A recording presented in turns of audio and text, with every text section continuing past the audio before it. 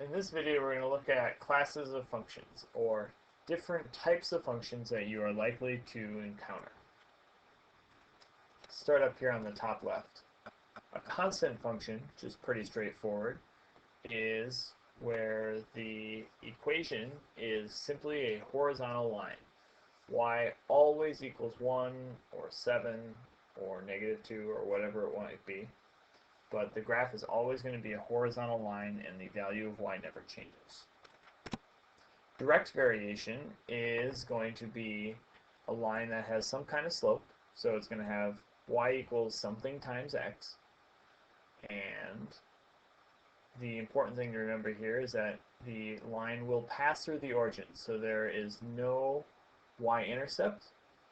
The line cannot be vertical because then it's not a function, and it cannot be horizontal because then it would be a constant function. Next we have the identity function. It's just a specific type of a direct variation function where the constant of proportionality inside of here, or the slope, is equal to 1, such that your equation is y equals x. Next we have the greatest integer function.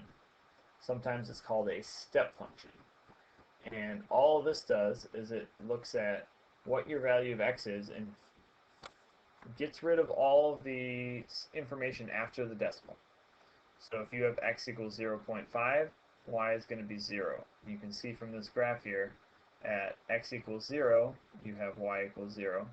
But at x equals anything slightly more than 0, between 0 and 1, y continues to equal 0. When you finally get to x equals 1, you jump up a full level to y equals 1, and so forth all the way up. It's not continuous, so that's why they call it a step function. Next, absolute value. Absolute value is where you take away the sign from something that otherwise would look like a direct variation problem.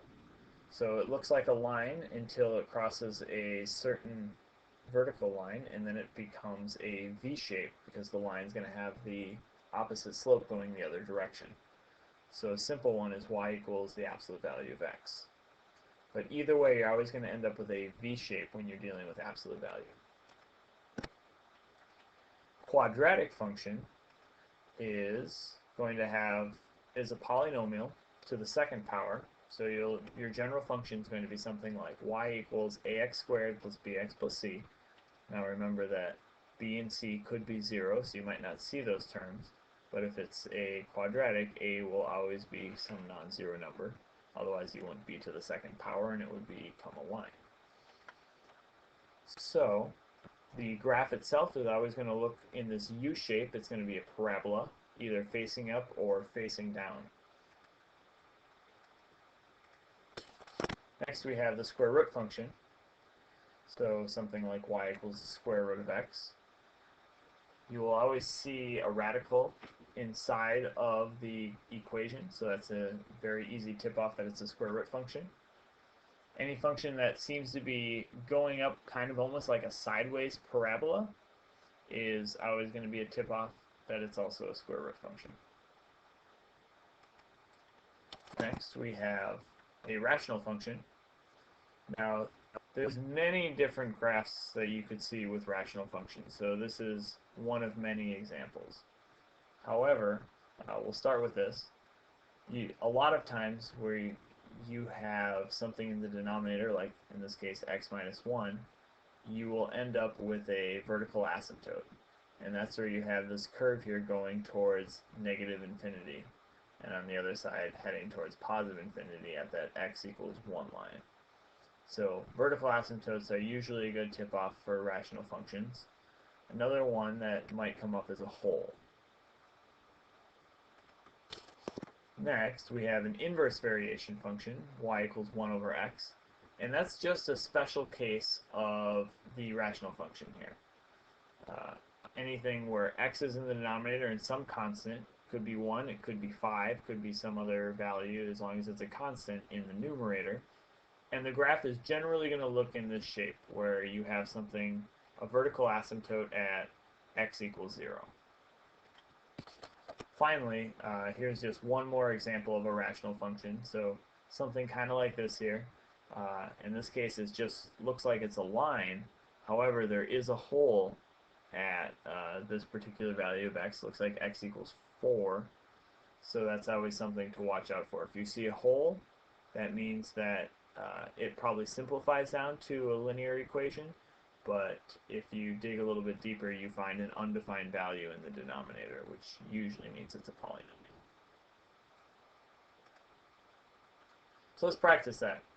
Identify the type of function represented by each graph. This first one here, we see it starts at a point, doesn't go farther to the left, only goes to the right, and slowly, it kind of rapidly goes up and then slows down after that. That's a good tip-off for a square root function. On this side, you're inclined to say it's a direct variation or linear problem.